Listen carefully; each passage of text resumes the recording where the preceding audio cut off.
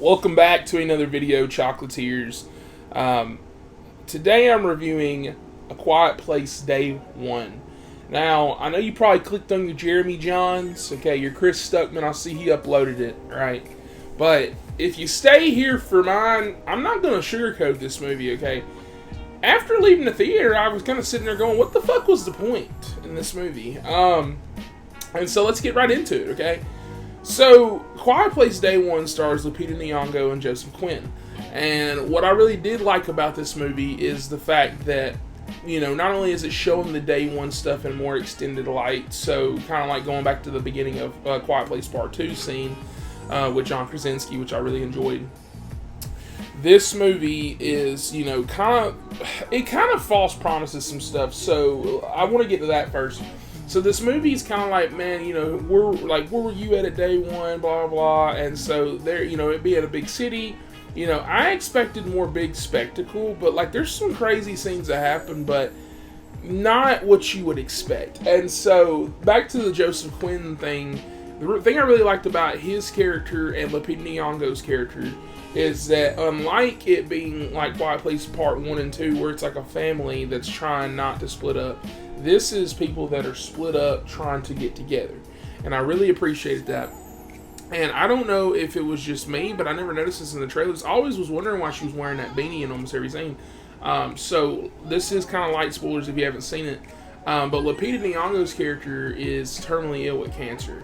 And so I really actually like that take on that because, you know, this is somebody trying to survive that's got an illness that's, you know, hurting. Like, how are you going to get meds? How are you going to do this and that? And so that's why she has her cat in the film, her service cat.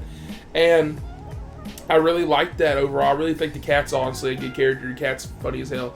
But outside of performances, which are really good, like I said, this movie just kind of fell flat for me because I'm a Quiet Place fan. I remember watching the first one. I watched it at the house. I got the Blu-ray. I remember hearing all the hype about it. And I regret it not seeing it in theaters. So I saw Quiet Place Part 2 in theaters. And I remember loving that movie. I was like, wow, this is really good. Love the third act with Cillian Murphy. And my boy who's in this too, Digimon Hunsu. I think that's how you pronounce his name. But, you know, even like that, he's just kind of regulated to like a small cameo. Like, he's in the movie.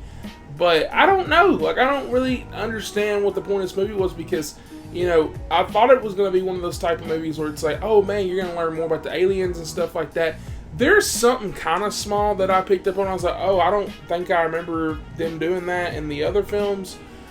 But outside of that, I felt the aliens are secondary. They like they crash down, you know, they do their thing, but you know, once again, like Quiet Place films, this is a human story, but for them to do it in the Day 1, I thought they were going to be like, you know, here's their motivations, you know, maybe this is what's going on. Like, I would have really liked to maybe see the government's perspective on this, like maybe they know some more information or whatever, but they didn't do that.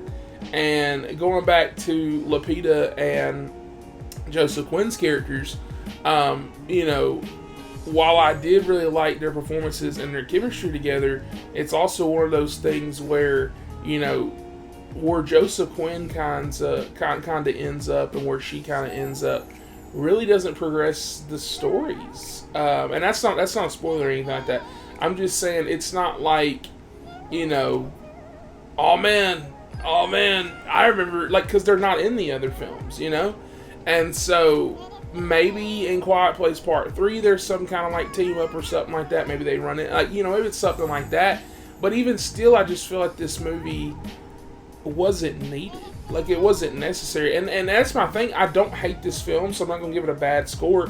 This is just my personal preference. And, you know, I started realizing this, you know, when I was, you know, watching Horizon, which I'm going to review next, with Kevin Costner, and there was a lot of scenes in that movie where I was like, man, I'm loving this, but like, is this necessary? And I was really sitting there thinking, I said, dude, was the whole Quiet Place movie even necessary? Was it? And it really isn't.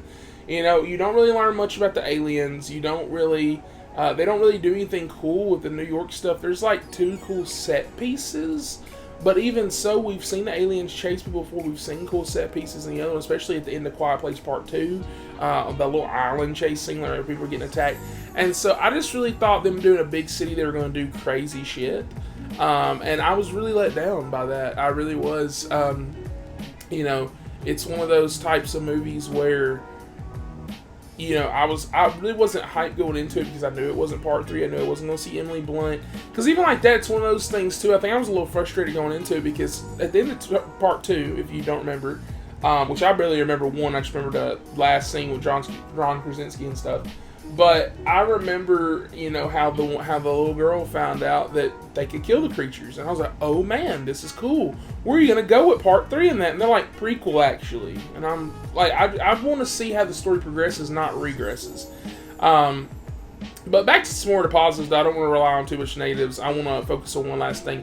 I do really like Lupita's performance in particular, because her goal in the movie is completely different than everybody else's, because once again she's terminally ill, and so she is wanting to get to a location for something that she wants to do, and that's where I really think this movie is going to shine throughout all the negativity of like, oh, what's the point of this movie, because this movie has like small, what I like to call small moments, and I've noticed a lot of films I've watched this year have done that, and I really like it when movies do that, because, you know, there's like a scene where, you know, they're in an apartment that's really special, and there's like a sad scene where they're like, you know, like at the beginning of the film, like where they're talking, and I don't know, like there's just so many scenes. There's like a sewer scene. There's like memorable scenes in this movie that I don't think you will forget, and a lot of them have big meaning. Like I said, like especially.